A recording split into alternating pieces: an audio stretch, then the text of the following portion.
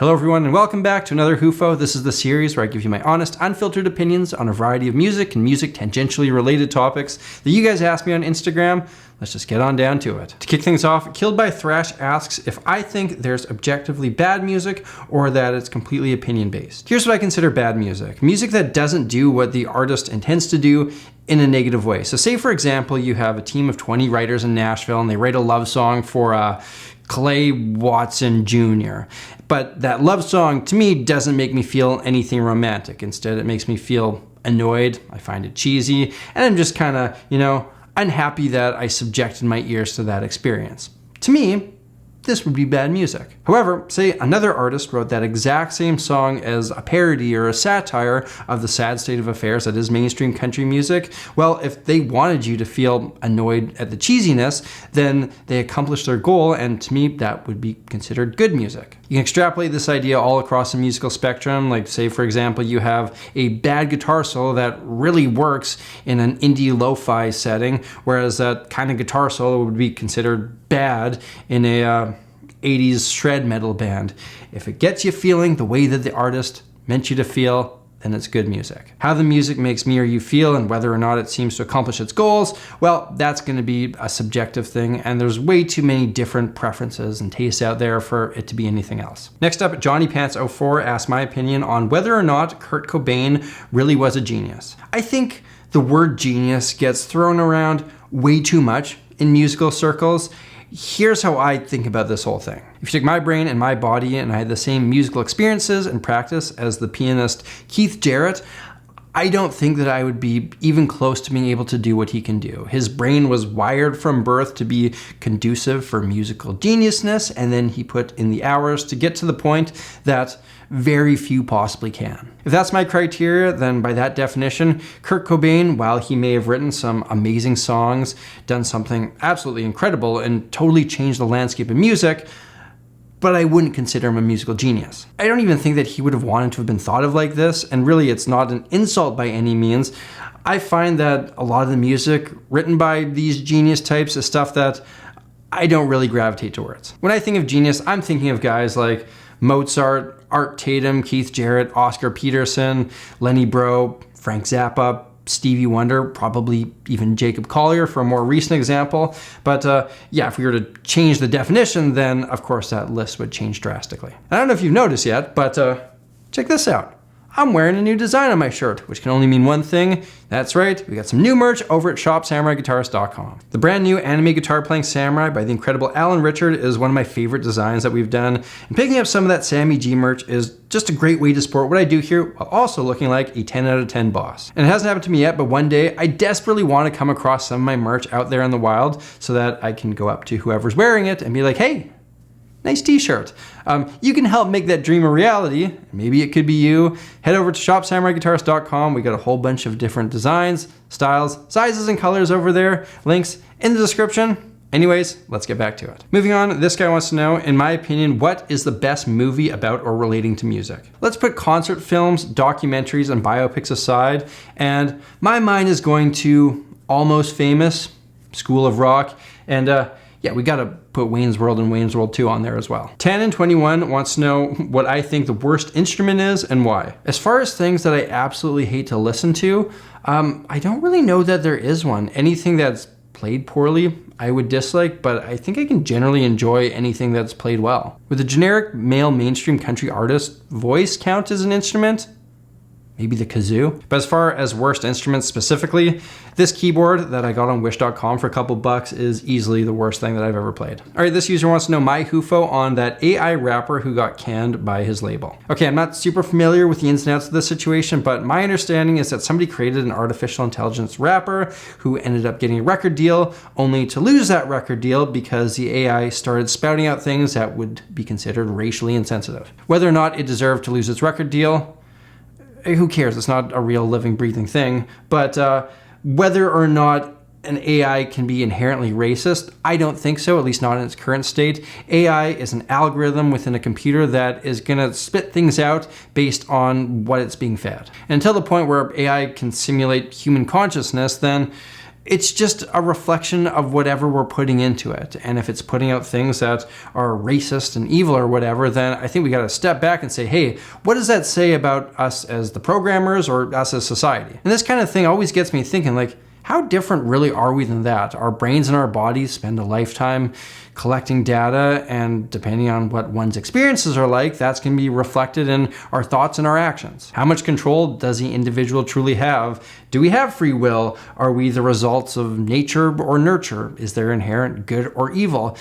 And as much as this is kind of a, whoa man, you're tripping me out type of thing, it does have real world implications as far as like the judicial system goes, as far as animal rights goes, as far as religious belief goes, and stuff like that. I think it's good to talk and think about this stuff every now and then.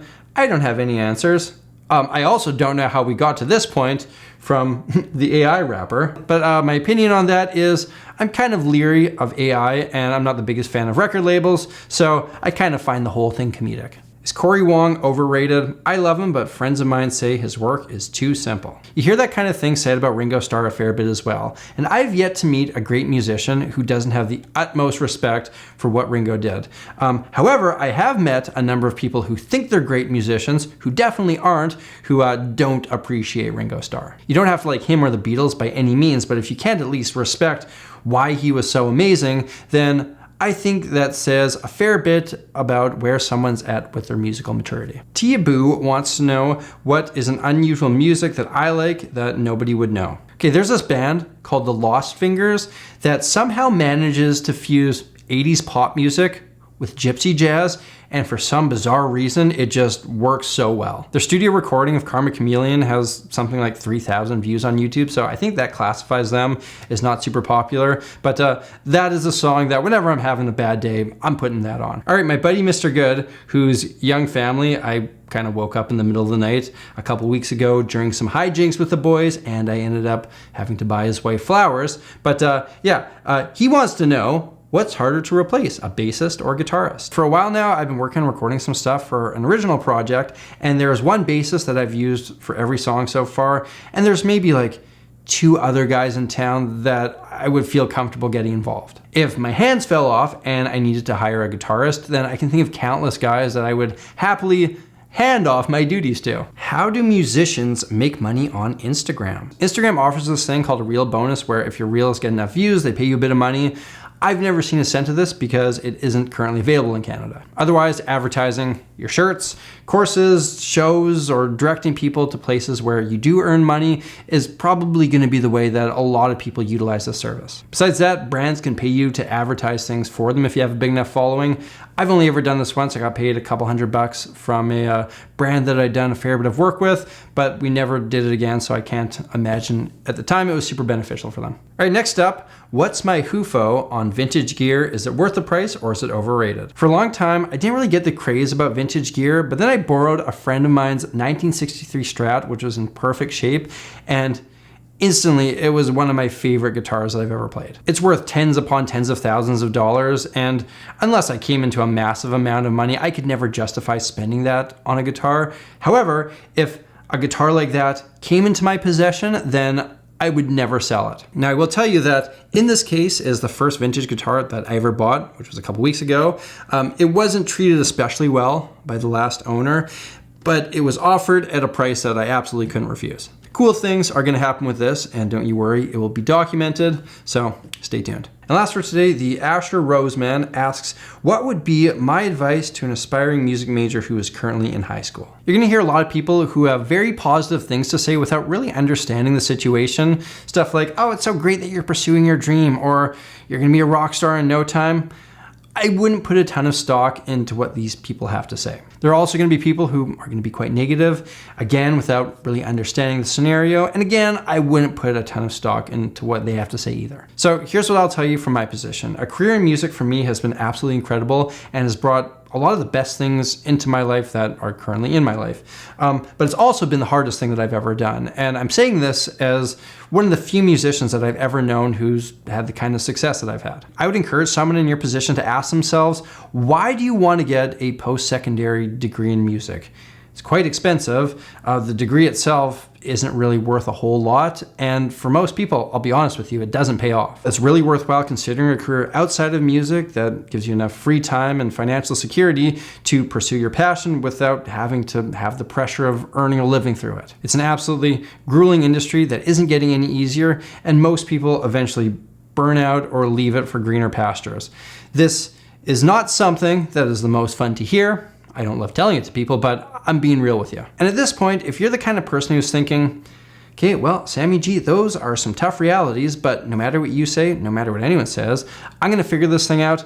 I'm gonna make a career in music for myself. Then to you, I would say, take that attitude, hold on to it tight, go to music school. It will provide you with some amazing tools that will best prepare you for your journey. Maintain a sense of balance in your life while also trying to practice as much as you possibly can, because once you get in the real world, there will never be an opportunity to improve like there is in college. Try to study in a city where there's a real music scene and opportunities post-school. The network that you build during your time at university will be hugely important when you graduate. Try to see as much live music as you can, play with everyone, and from day one, be thinking about how you're gonna turn what you do into a sustainable business, and try to find the other people who think like you. There won't be a lot of them. And don't get sucked into the jazz virtuoso music school hierarchy thing.